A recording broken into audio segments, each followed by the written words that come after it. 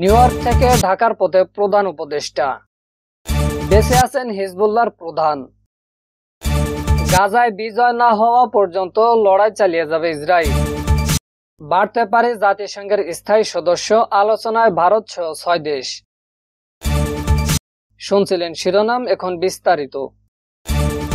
New York থেকে ঢাকার পথে প্রধান উপদেষ্টা। জাতিসংঘ সাধারণ পরিষদের ৭৯তম অধিবেশন এবং অন্যান্য উচ্চ পর্যায়ের দ্বিপাক্ষীয় বৈঠক ও অনুষ্ঠানে অংশ নেওয়ার পর ঢাকার পথে রওনা হয়েছেন অন্তর্বর্তী সরকারের প্রধান উপদেষ্টা ডক্টর মোহাম্মদ ইউনূস। শুক্রবার নিউ ইয়র্কে স্থানীয় সময় রাত ৯:৩০টায় কাতার এয়ারওয়েজের একটি ফ্লাইটে ঢাকার উদ্দেশ্যে তিনি রওনা হয়েছেন বলে জানিয়েছেন প্রধান উপদেষ্টার প্রেস সচিব শফিকুল আলম। তিনি বলেন, প্রধান উপদেষ্টা ও তার সফর সঙ্গীদের বহনকারী কাতার এয়ারওয়েজের একটি বাণিজ্যিক ফ্লাইট শুক্রবার স্থানীয় সময় রাত ৯:৩০ ঢাকার উদ্দেশ্যে নিউ ইয়র্কের জন্য এফ কেনেডি আন্তর্জাতিক বিমানবন্দর ত্যাগ করে। ফ্লাইটটি ২৯শে সেপ্টেম্বর বাংলাদেশ সময় রাত ২টা ১৫ ঢাকা শাহজালাল আন্তর্জাতিক বিমানবন্দরে অবতরণ করবে বলে আশা করা হচ্ছে। শফিকুল আলম বলেন, বাংলাদেশের কোন সরকার প্রধানের জাতিসংঘের সাধারণ পরিষদ অধিবেশনে যোগদানের সবচেয়ে সফলতম সফর ছিল এবার।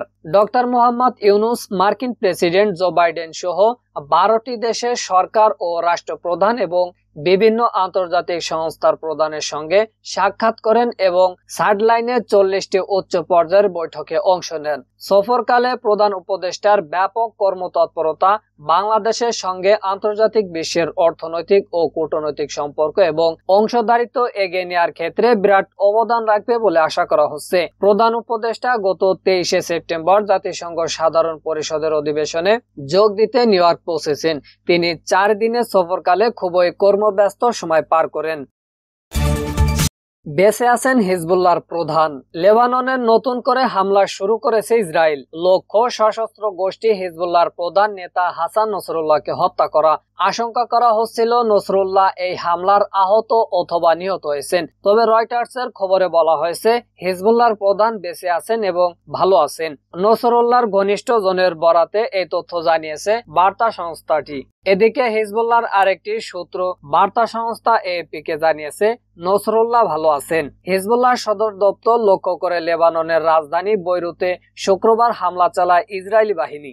ইসরায়েলের প্রতিরক্ষা বাহিনী আইডিএফ মুখপাত্র রিয়ার অ্যাডমিরাল ড্যানিয়েল হেগেরি জানিয়েছে, বিমান বাহিনী হিজবুল্লাহর প্রধান সদর দপ্তর লক্ষ্যবস্তুতে পরিণত করেছে। হ্যাগেরি দাবি করেন, বৈরুতের দাহিয়াতে বেসামরিক ভবনের নিচে সদর দপ্তরটি তৈরি করা হয়েছিল। বৈরুতে এই হামলা চালানোর আগে ইসরায়েলি প্রধানমন্ত্রী বেঞ্জামিন নেতানিয়াহু জাতিসংঘের সাধারণ পরিষদের অধিবেশনে কথা বলেন। ওই সময় তিনি জানান, লক্ষ্য অর্জন করার আগে হিজবুল্লাহর বিরুদ্ধে তাদের অভিযান বন্ধ হবে না। তার এই ভাষণের ১ ঘন্টার মধ্যে ভয়াবহ বিস্ফোরণে কেঁপে ওঠে লেবাননের রাজধানী। হিজবুল্লাহর প্রধান বেঁচে গেলেও শুক্রবারে এই হামলায় অনেক মানুষ আহত এবং নিহত হয়েছেন বলে আশঙ্কা করা হচ্ছে। গাজায় বিজয় না হওয়া পর্যন্ত লড়াই চালিয়ে যাবে ইসরায়েল। গাজায় চলমান যুদ্ধে সম্পূর্ণ বিজয় না হওয়া পর্যন্ত লড়াই চালিয়ে যাবে বলে জানিয়েছে ইসরায়েলের প্রধানমন্ত্রী বেঞ্জামিন নেতানিয়াহু। শুক্রবার যুক্তরাষ্ট্রের নিউ ইয়র্কে জাতিসংঘের সাধারণ অধিবেশনে দেওয়া বক্তব্যে এই মন্তব্য করেন তিনি। নেতানিয়াহু বলেন, গত দশকে ইসরায়েলের বিরুদ্ধে জাতিসংঘের সাধারণ পরিষদে বিশ্বের অন্যান্য দেশের তুলনায় বেশি প্রস্তাব পাশ হয়েছে। জাতিসংঘ হলো অন্ধকারের ঘরের মতো। তিনি বলেন, লেবাননের সশস্ত্র গোষ্ঠী হিজবুল্লাহর উপর আক্রমণ চালিয়ে যাবে আমার দেশ। অবশ্যই নেতানিয়াহু মঞ্চে ওঠার পরপরই ওয়াকআউট করেন বেশ কয়েকজন বিশ্ব নেতা ও প্রতিনিধি। তবে এ সময় তার সমর্থকদের উল্লাস করতে দেখা যায়। নেতানিয়াহু বলেন, এবছর এখানে আসার কোনো ইচ্ছা ছিল না আমার দেশ নিজেদের অস্তিত্ব রক্ষার যুদ্ধ করছে। তবে এই মঞ্চে অনেক বক্তাকে আমার দেশের বিরুদ্ধে মিথ্যাচার করতে দেখা গেছে। আমি এর জবাব দিতে এখানে এসেছি।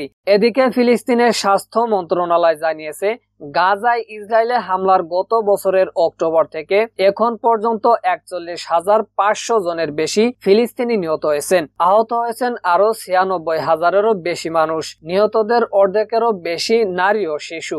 সূত্র আল জাজিরা। এদিকে বাড়তে পারে জাতিসংঘের স্থায়ী সদস্য, আলোচনায় ভারত সহ 6 দেশ।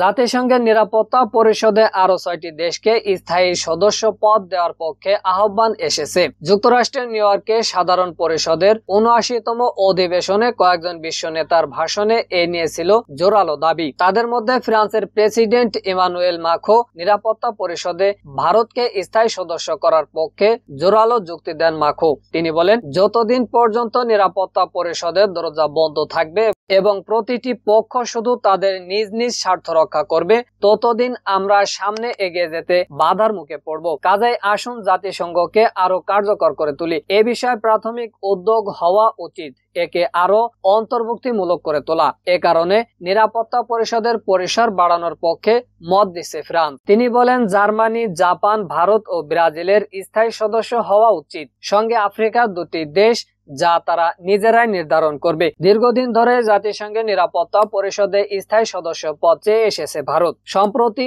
এই দাবি আরো জোরালো হয়েছে। ভারতকে পূর্ণ সদস্য পদ দেওয়ার পক্ষে বক্তব্য রেখেছেন যুক্তরাজ্যের প্রধানমন্ত্রী কিয়ার স্টারমার। এর আগে মার্কিন প্রেসিডেন্ট জো বাইডেনও একই ধরনের যুক্তি দেন। বৃহস্পতিবার জাতিসংঘ অধিবেশনে দেওয়া বক্তব্যে ভারতের দাবির পক্ষে সমর্থন জানান যুক্তরাজ্যের প্রধানমন্ত্রী।